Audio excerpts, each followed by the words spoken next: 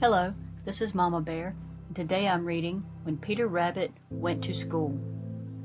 This book was written by Linda Stevens Almond in 1921. All good little girls and good little boys know that Peter Rabbit lived with his mother and his little sisters, Flopsy and Mopsy and Cottontail, under the roots of a big fir tree at the edge of a great wood.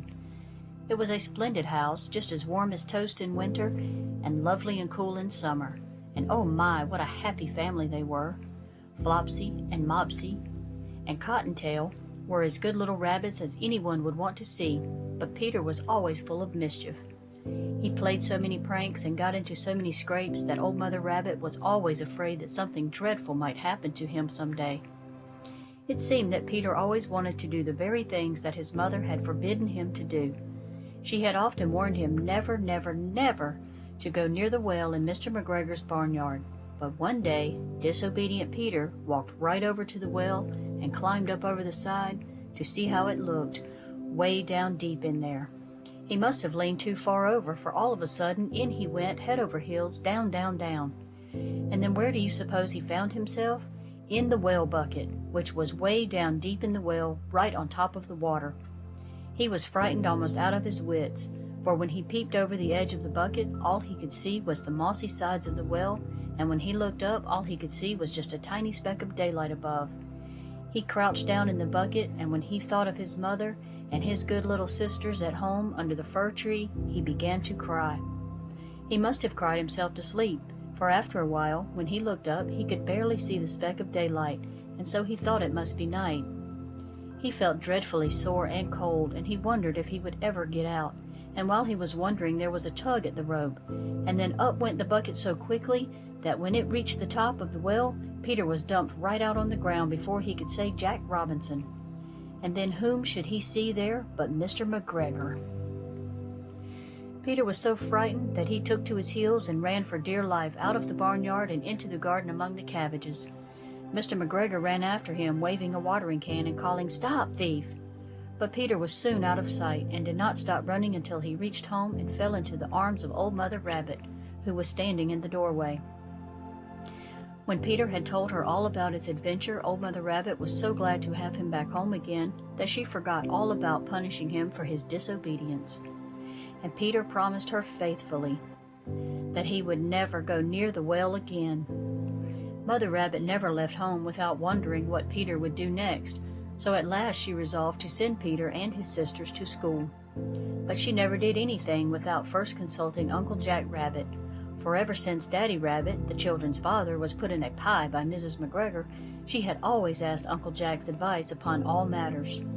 So early one morning in the autumn, when the frost was on the ground and the trees were red and gold, she put on her bonnet and shawl and called the children to her side. "Now, my dears, I am going to call on Uncle Jack, and I want you all to be good while I am gone." Flopsy and Mopsy and Cottontail said they would be good, and Peter said he would try. Uncle Jack Rabbit was dozing by the fire when Mother Rabbit arrived. He jumped up quickly, put on his specs, and listened attentively to her plan to send the children to school, and agreed that it was a good thing to do. Now Miss Hannah Hare, who was getting along in years, had opened a select school for children under a pile of logs down by the sawmill. She was well known for miles around, so old Mother Rabbit on her way home stopped to see Miss Hannah and made arrangements for Flopsy and Mopsy and Cottontail and Peter to start attendance at her school in a few days. Then old Mother Rabbit, who was always most thoughtful, bought 4 cunning little lunch baskets for the children, and she bought for Flopsy and Mopsy and Cottontail lovely red school bags for their books. There was a big white F for Flopsy on Flopsy's bag, there was a big black M for Mopsy on Mopsy's bag, and there was a big green C for Cottontail on Cottontail's bag. But for Peter's books, old Mother Rabbit just bought a nice long leather strap. So a few mornings later, bright and early, Peter and his sisters set out from Miss Hare's school. Old Mother Rabbit stood by the door and shed a few tears as she watched them go, and they waved their hands to her until they could no longer see her. Peter would stop here and there to nibble at tempting little twigs and nice juicy berries. Flopsy and Mopsy ran on ahead, but Cottontail, who loved Peter very deeply, waited for him, begging him all the while to hurry on, for they would be late. At a turn in the road they met Billy Bullfrog. He was capering about and wading in all the little pools of water to his heart's content. He never wore overshoes, and he never caught cold. My, how Peter envied him. Cottontail whispered to Peter that Billy Bullfrog was splashed all over with mud, and that he certainly did not look fit to go to school, so Peter was very glad that he had not waded in the puddles. When they arrived at school, Little Squirrely Squirrelykin and Little Bunny Bunnykin and Bobby Coon ran out to meet them, and just inside the gate they saw Mrs. Tabby Cat's children, Teety, Deety, and Dot, wearing their brand-new red mittens. It was surely a large school, for there were Polly Possum, Ducky Daddles, Robbie Rooster, Little Fanny Field Mouse, and lots of other pupils that Peter and his sisters had never seen before. School was soon called to order by Miss Hannah Hare, who was all dressed up in a tailored suit with a choker collar and sat on a platform back of a desk. She called each pupil's name, and they all answered present, except Little Bunny Bunnykin. He said here, and for saying that, he had to write here on the blackboard 20 times. Teacher called upon Peter to pass around the writing books, and he was so bashful that his little ears just wiggled and wiggled as he went from one pupil to another, giving out the books. It was against the rules to eat in school, but Peter did not know that. So after a while, when he thought of the nice juicy carrot in his lunch basket, he took it out and began to nibble away with great relish. When Miss Hannah Hare saw Peter eating the carrot, she was very angry indeed, and sent him to a corner to stand on one foot. Poor Peter was terribly embarrassed, for he could see that most of the pupils were laughing at him. But after a while, Miss Hannah said he might return to his seat. Then the singing class was called to the piano back of the platform. Billy Bullfrog's aunt, Miss Phyllis Frog, who had a powerful voice, especially in springtime, taught that class. Ducky Daddles wanted to have his voice cultivated, but as all he could sing was quack, quack, quack, Miss Phyllis refused point blank to have him in the singing class. After the singing lesson was over, Cottontail was called upon to speak a piece. She was getting along beautifully, and Peter felt very proud of her, when suddenly Little Fanny Field Mouse, who had fallen fast asleep, snored right out loud. The whole school went into roars of laughter, which wakened Little Fanny Field Mouse, so she ran and hid behind Miss Hannah's skirts to hide her embarrassment. Poor Cottontail was so confused that she forgot her piece and begged to be excused. When the recess bell rang, Teacher called all the pupils around her. "Now, children," she said, "go out and play and have a good time. But, whatever you do, don't go into the wood. You can never tell what might happen to you there." All the while Miss Hare was talking, Little Squirrely Squirrelykin, who was a great chum of Peter's, was whispering to him that the wood was just full of nuts, and while Peter did not care for nuts, he kept thinking it would be lots of fun to take his little basket and gather some, for it seemed to be Peter's nature to want always to do the very thing he was told not to do. Cottontail suspected what Peter wanted to do, and with tears in her eyes she implored him not to go into the wood. "Oh, we'll be back before the bell rings," said Peter, and then he and Little Squirrely Squirrelykin, arm in arm, went skipping off among the trees. They came to a place where the ground was covered with acorns, and they were having no end of fun picking them up when suddenly they heard a voice crying, "Woo-hoo!" Peter and Squirrely looked up and saw Oliver Owl sitting on a limb of the oak tree. "Woo-hoo!" cried Mr. Owl, looking down with his big wise eyes. "I am Peter Rabbit," said Peter, "and he is Little Squirrely Squirrelykin," pointing to Squirrely. "Woo-hoo!" cried Mr. Owl in a dreadfully loud voice, and Peter and Squirrely, supposing he was angry because they were gathering acorns under his tree, took to their heels and ran off as fast as their little legs could carry them. Little Squirrely Squirrelykin ran in the right direction and got back to the school safe and sound, but poor Peter ran in the wrong direction and was getting farther and farther away from the schoolhouse all the time. At last Peter was so dreadfully out of breath that he just had to sit down on an old stump to rest. And while he was sitting there, wishing he had not disobeyed his teacher, he heard voices nearby. 2 little boys carrying a basket between them soon came up, and when they saw Peter, they dropped their basket and jumped up and down like little wild Indians. "Oh, let's catch the rabbit and play Morangi," cried one of the boys. Peter's little pink nose began to wiggle, and his eyes grew as big as saucers. Then all of a sudden, the basket the boys had been carrying came down over him before he had a chance to jump out of the way, and Peter was frightened almost out of his wits. "We'll play he's a bear," shouted one of the little boys.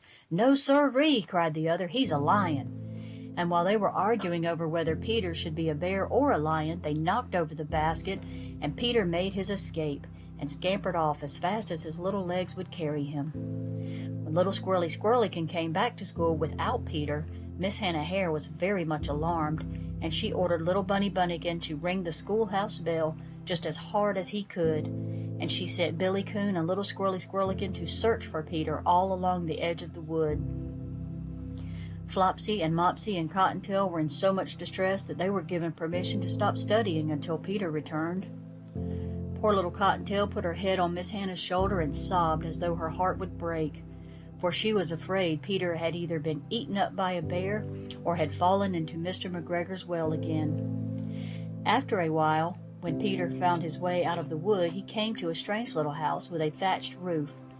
The great big door was wide open, and just inside there was a funny little blacksmith who wore a big leather apron. He was shoeing the cutest little gray pony Peter had ever seen.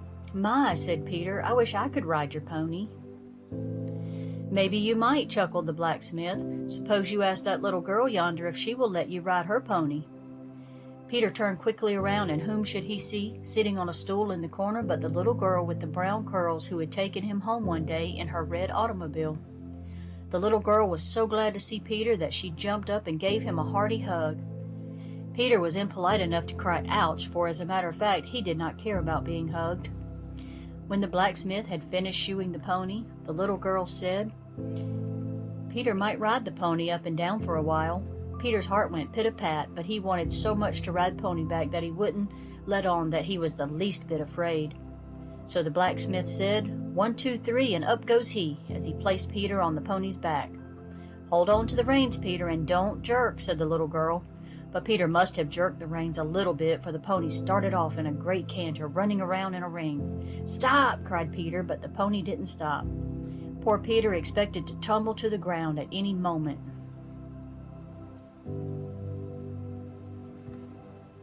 "Stop, stop, stop!" he cried, growing more and more terrified.